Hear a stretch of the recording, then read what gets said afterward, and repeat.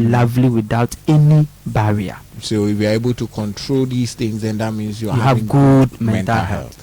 What if that means Other the way opposite? round. Yes, the opposite one. If meaning you don't have control and it have effect on your daily life stresses, it means likelihood or it's giving a green light that your mental health is at stake.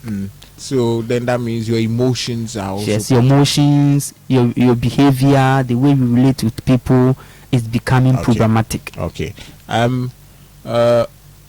Let me come to you, Nasin.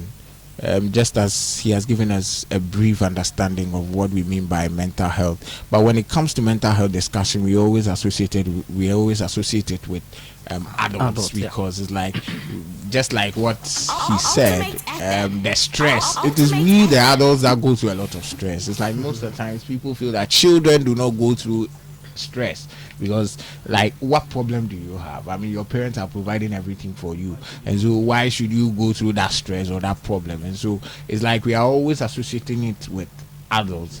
And so do children also go through this kind of problem or stress that we're talking about? Okay, thank you once again. Well, with children, yes, they do.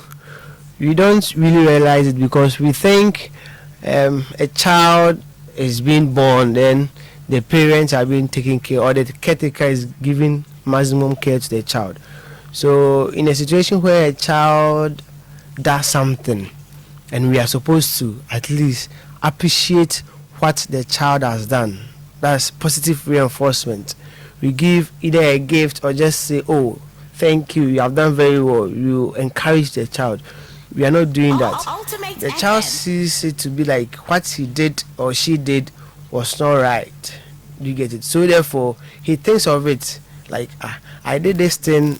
Let's say in that same situation, a friend of his or hers does it, and then he or she gets a gift from the parent, where he or she does the same thing, but then it's not being appreciated.